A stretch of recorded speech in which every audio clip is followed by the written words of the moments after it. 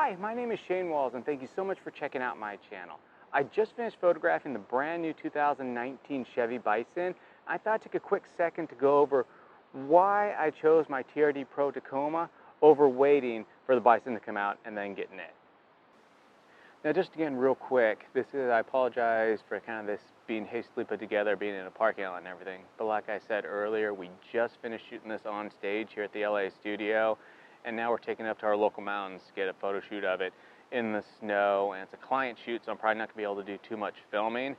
But I wanted to get it out there, more information, if you are interested in this or the TRD Pro.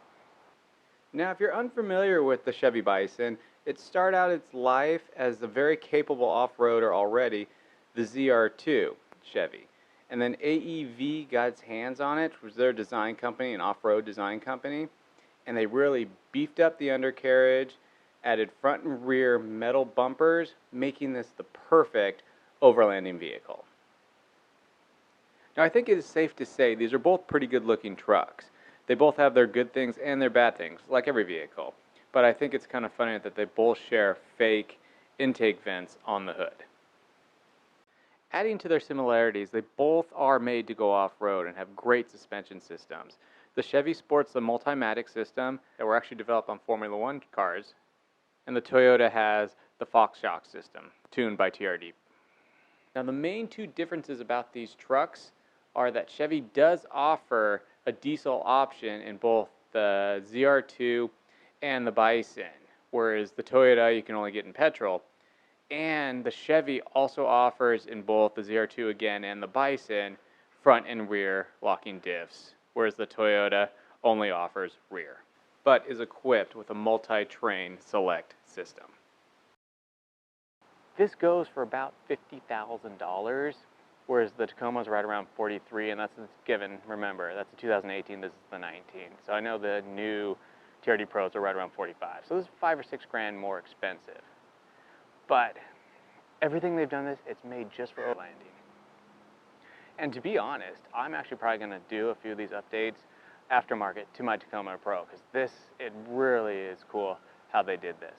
Now, like I said earlier, this quick review, I'm not going to have any video of us off-roading this, but I had this in Colorado a couple months ago. Amazing off-road, does very well. It's made for that. Another place where this falls a little bit short for me is the fuel economy.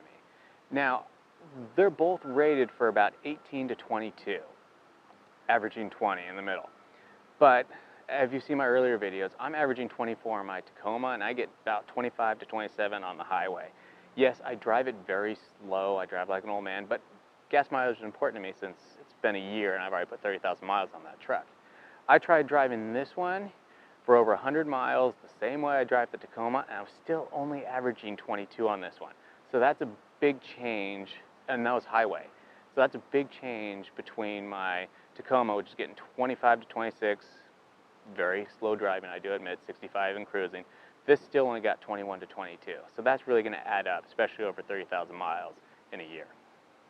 And that's where the Bison and the ZR2 fall a little short for me, is their on-road performance. It is nowhere near as elegant, and elegant might be too strong of a word, but it's nowhere near as good as the TRD Pro Tacoma. I mean, you can just see the play in the wheel. It's kind of sloppy. It feels lazy. And it works really well for off-road, but when you're driving the long drives like I am all the time, the constant noise from the off-roading wheels, the dullness, kind of the dullness of the interior, it just kind of grinds on me a little bit. And that's just the big fall for this truck, in my opinion. And it's got so good off-road. It has so many high highs, but this is my low. And I mean, driving this up to Mammoth, that's about, if you're not from the area, that's about 6 hours from LA. I couldn't wait to get out of this thing. And that's the thing with this truck. It's very good off-road, it's okay on-road, whereas the TRD Pro, it's good on-road and it's good off-road. So there's give and take either way, but just I'm on the road so much, driving to all these locations, driving to the national parks, driving across country. It's just a great truck. Anyone's lucky to have it, but I just can't drive this thing long distances. It's exhausting, the tire noise, I don't like the interior. Back to the interiors, and as you can see, Chevy, I think they fell really short on this. It's too simple, it's too boring, it really is. And the Tacoma interior, what you see here, isn't anything special, but comparing it to the Chevy interior, the Tacoma is vastly inferior. The one thing I do have to point out though, the Chevy does have both Android and Apple CarPlay, the Tacoma does not, as well as the Chevy has 4 USB outlets, the Tacoma only has 1. So now I'm here in the TRD Pro Tacoma, and really it's a nicer place to be on long drives, and that's what my decision really came down to in the end. With all the long drives, I needed something that was going to be comfortable on those drives, and really the TRD Pro is a little bit better at that. I mean, it doesn't have the play in the steering wheel, it's a little more responsive. I do like the Fox shocks a little bit better on this for off-road and for on-road, and it just handles better, it just feels better on the road. The seats are a little bit more comfortable. It's a nice place to be. I am lacking the Apple CarPlay and the USB ports. This one only has 1 USB port. The Bison or ZR2 has 4. But I did end up just paying a couple extra, I think it was 50 or 60 bucks. I put some in the back under the camper shell, so that's kind of fixed. I can charge my batteries back there, and I have this one for iPods or whatever I'm plugging into.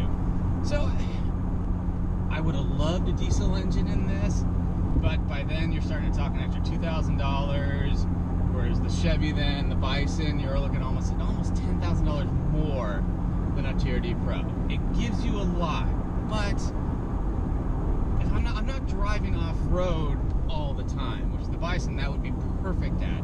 But since I need to drive to these places a lot on-road, 14-hour plus, the Bison, I just couldn't quite deal with that on-road presence, whereas this is such a smoother transition from on-road to off-road. So I'm very happy with my choice. They're both really good trucks, but the TRD Pro Tacoma was just a little bit better fit for me.